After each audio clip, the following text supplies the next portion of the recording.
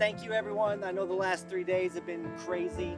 It's been inspired work from everyone. Derek's, he's a weird, strange, beautiful, very intuitive but curious human and creator. Sometimes I know with our style, we're shooting the rehearsals. I've been talking with the editor. Sometimes those rehearsals are where the gold is. I love how Derek really wants to capture the essence, the mistakes, all the things that make people real human beings. And he wants the real life stuff, the little nuances that you don't always see. There's gonna be some of the scenes we use, even if they're chaotic, but then we'll always reset and do it. So I thank you all for flowing with us as we figure out the language of the movie as well. And just, I appreciate you all being here. Okay, so let's go through the scene now. I love Derek's rapport with actors, his focus on performance, and he drives me totally nuts.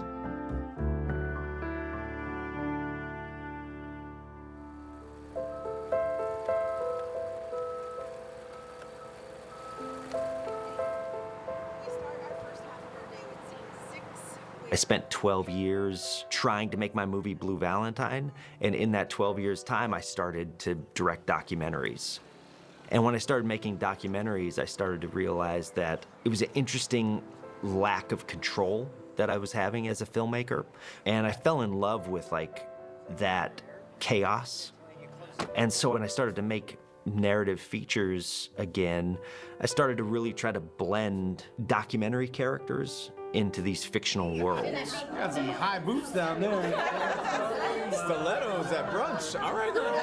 Derek has a way of creating an environment for actors to play in that allows them to give the most honest and authentic performances. He wants actors to come to set and to be given a safe space that they can come and work in that's as fully functioning as humanly possible. There's a lot of distractions that can happen on a set, and then it becomes not about the work, or I think that he just wants to capture the nuances and the most real performances. And I think the less stuff around, the more you get that out of people. He just doesn't like gear around.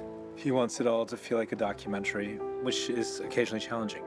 But it's really about performance and about getting rid of the apparatus of filmmaking. He's a very demanding director.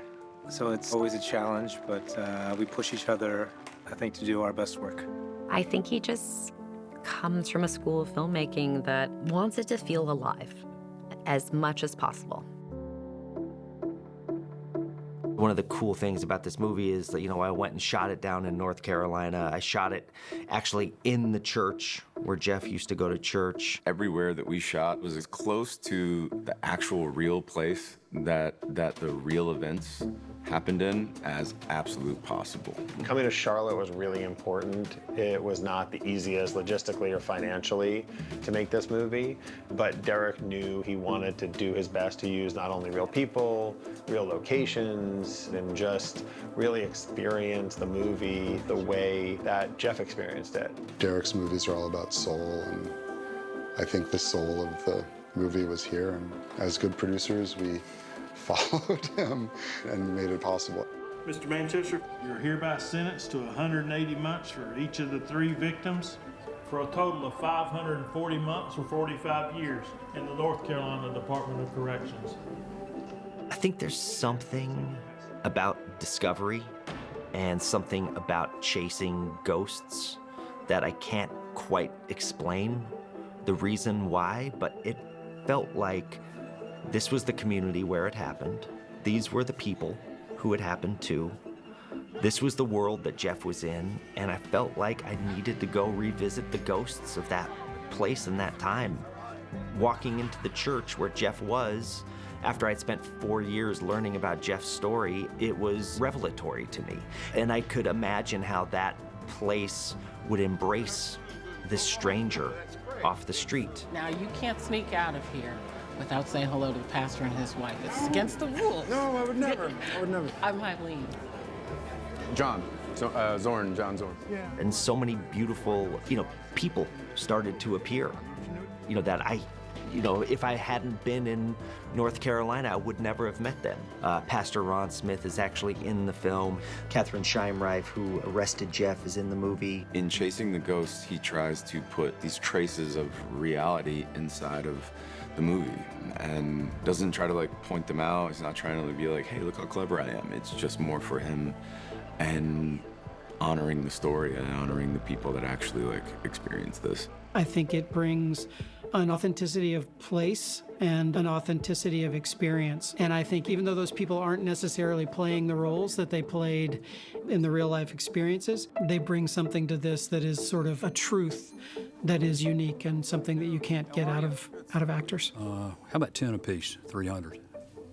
Yeah, I'll go 300. Okay. Yeah. Charles Cummings, who was the prison truck driver who, unbeknownst to him, he drove Jeff out of Brown Creek Prison when he escaped. And so if I hadn't gone down to North Carolina, I wouldn't have met Charles Cummings. He said, who are you gonna get to play me? And I said, who do you think I should get to play you? And he said, me. And I was like, okay, you got the job. I'm tickled to death about this. They're real nice to me, and they got me a motel room, and I enjoy it. All right, here we go. Traffic is locked. Let's roll sound. And Charles. What I'm doing with my movies is I'm taking these professionals and letting them exist and represent themselves in the movie, and then having them show me what it is. I had this scene where the police questioned Lee, and what I did was I cast the real police officers that interviewed the real Lee 20 years ago. And I let them just do the real interview again. I'm not gonna give them any lines, and here's gonna be Kirsten Dunst playing Lee. Derek loves that. And I think that it just gives an extra little layer in all of it that makes it feel like we're really there and just makes it feel more meaningful. You see his eyes?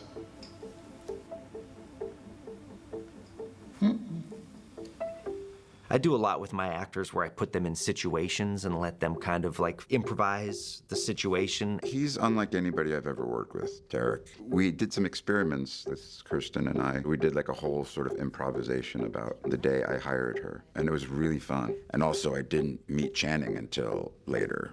Channing, he kept hidden. We never knew where he was in the Toys R Us, just like Mitch wouldn't know. And I love that way of working. I've always been a fan of that sort of, it's playful too. It's sort of why not? I feel like they should know their character, they should know their backstory, they should know their desires, they should know what they want, what they don't want, and they should be able to go into a scene and survive it, navigate it like you do in regular life. I know the last few months haven't been easy, but I think I have it figured out now. I just gotta use my superpower and put my brain on what I want. Your superpower. Yes.